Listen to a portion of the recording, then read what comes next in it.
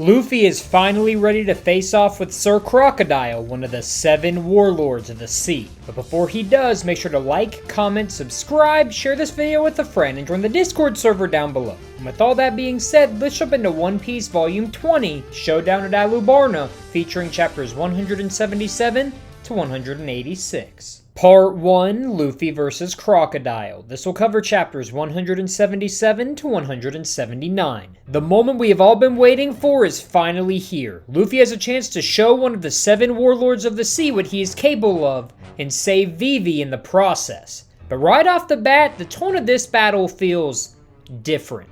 Unlike when Luffy has fought foes such as Arlong or Don Krieg or even Mr. 3, we know what Crocodile is capable of, and that is his Sand Fruit abilities will allow him to avoid Luffy's attacks, and honestly, Crocodile's confidence in his impending victory adds to the suspense and tension. With Crocodile going so far as to throw a quicksand timer in front of Luffy and giving him 3 minutes to fight, causing Luffy to spring into action. The reason this battle is so impactful is because we as an audience already know how it will play out. Luffy will unleash all of his energy, but Crocodile will avoid harm thanks to his Devil Fruit. And for the first time in the series, we see Luffy truly on the losing end of a confrontation, doing little more than annoying Crocodile through his barrage of attacks. This also allows Crocodile to show us how truly evil he is, goading Luffy by setting a deadly sandstorm near Yuba, a storm strong enough to kill Toto. In every battle prior to now, Luffy's been able to protect those he cares about. He saved Zoro and Kobe from Captain Morgan, Usopp from Clawhador, Sanji from Krieg, Nami from Arlong, Dory and Broggy from Mr. 3, and Chopper from Wapol. But in this moment, as Luffy pleads with Crocodile to keep Toto out of this, we see a giant claw rip through Luffy's chest. As for the first time in the series, Luffy has lost. Crocodile has a title of warlord for a reason, and his power gives us as an audience a harsh realization that there are other people like Crocodile scattered throughout the Grand Line.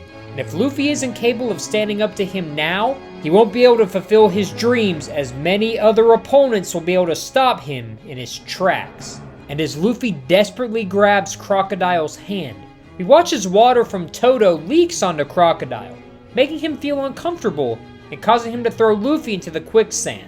And as we watch his body begin to sink, the realization hits us that Crocodile will now be able to travel to Alabasta and continue his plan. And this is when we get a reminder of all the other moving parts and parties involved with this conflict. Smoker tasks Tashigi to follow her own sense of justice, leading to Tashigi making it her mission to capture the Straw Hat Pirates, meaning the Marines have started their journey towards Alabasta.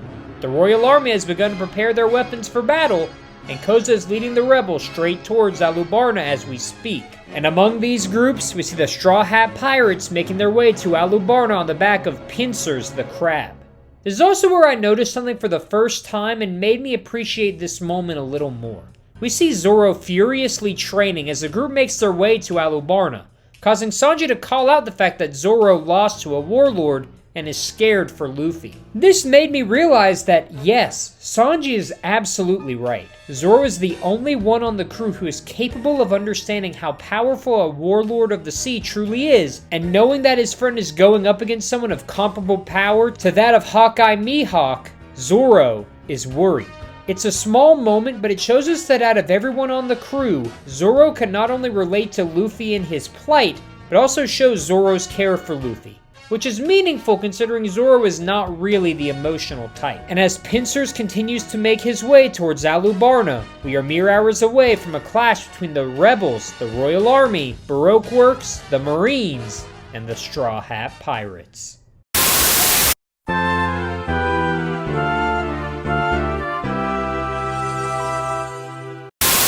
Part 2, Rebellion Begins. This will cover chapters 180 to 183. On the heels of Luffy's first major defeat, we have a countdown clock that serves as a constant reminder of how close the impending rebellion is, and this follows our group as they make their way towards Alabasta. This is a great way of building tension and suspense, causing us to feel anxious, agonizing as we watch the crew struggle to make their way to Alabasta, encountering geographical obstacles such as the Sandora River and wild obstacles such as the Sandoran catfish. And while these obstacles slow the crew down, these obstacles are overcome thanks to help from some unlikely allies such as the Kung Fu Jugongs, who have returned and managed to take out the Sandoran catfish, and also Karu and the Supersonic Duck Squadron, a group consisting of 7 supersonic ducks who help bring the crew to Alabasta. Now before we move on, I know a lot of you are probably curious about what happened to Luffy, and while we do discover his fate at the very start of chapter 180, I'm going to hold off on talking about it for now, because it is time for the crew to make their grand entrance into Alabasta. This is when we see the Baroque work officer agents watch as 6 supersonic ducks enter Alabasta, all entering at different gates and all wearing identical dress, meaning that there is no possible method for the agents to pick Vivi out of the group, and causes the 5 agents to split up. And this is when Oda makes a major reveal that still gets me excited to this day. Vivi was not one of the 6. Nami and Zoro are confronted by Mr. 1 and Miss Doublefinger, Sanji and Chopper are confronted by Mr. 4 and Miss Merry Christmas, and Usopp and Eyelash are confronted by Mr. 2. The Straw Hats played to their advantage, using the element of surprise and giving Vivi the opportunity to stop the incoming rebels. This is when tensions escalate quickly, as an undercover Baroque Works agent decides to fire a shot at the oncoming rebels, and making Vivi's attempt to intercept Koza futile. In fact, Vivi is nearly killed, as the dust cloud caused by the stampede of incoming soldiers obscures the view of the rebels, leaving Vivi in the middle of an oncoming army and vulnerable to serious injury. But this is when a friend comes through.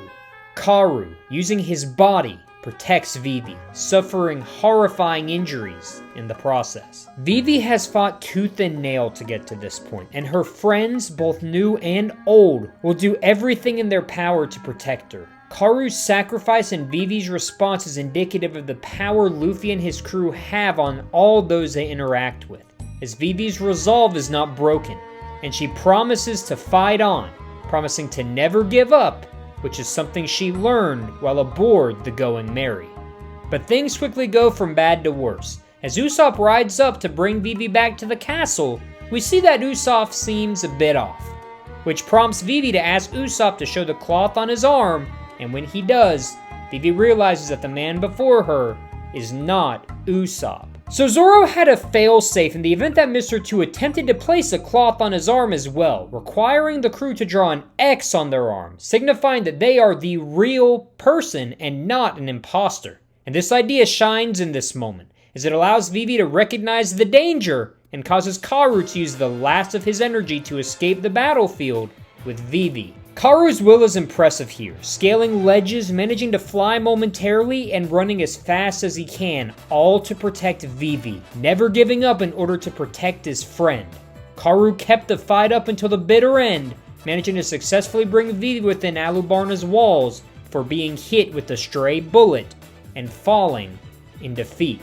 Vivi is now stuck, with Mr. 2 standing behind her and no means of escape. But like always, when someone needs help, a friend arrives to provide that aid.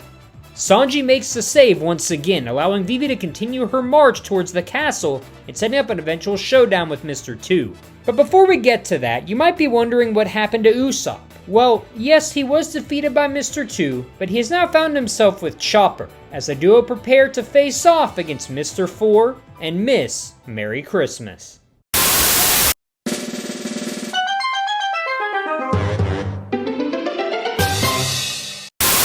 Part 3, Usopp and Chopper vs. Mr. 4 and Miss Merry Christmas. This will cover chapters 184 to 186. This final section of the volume sets up something that mirrors a previous storytelling device that Oda used back during the battle with Arlong.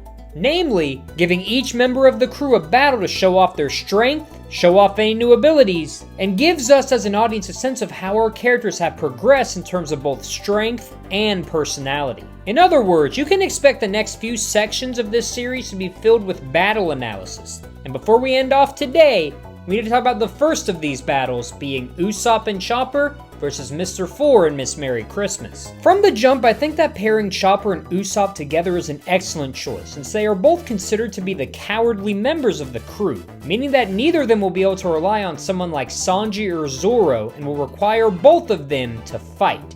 Now before we talk about the battle itself, I want to quickly discuss both Mr. Four and Miss Merry Christmas, who both have some interesting gimmicks. Starting with Miss Merry Christmas, the more bombastic and eccentric of the two, she holds the power of the Mole fruit, a Zoan-type fruit that allows her to gain the powers and abilities of a mole, such as attacking her opponents with razor-sharp claws and digging tunnels underground. Now, why is digging holes such a big deal? Because it works in tandem with Mr. Four. As we know from Vivi, officer agents all have devil fruit abilities, and well, this is somewhat true for Mr. Four. Mr. Four himself is incredibly impressive with a baseball bat, being able to hit baseballs that explode upon impact or after a set amount of time, that are shot by his dog, Lasso. So, everyone watch out, new gimmick drop here, and it's a doozy. Apparently, Lasso was Mr. Four's gun that happened to eat the Mut fruit model Dotson, meaning that inanimate objects can consume devil fruits.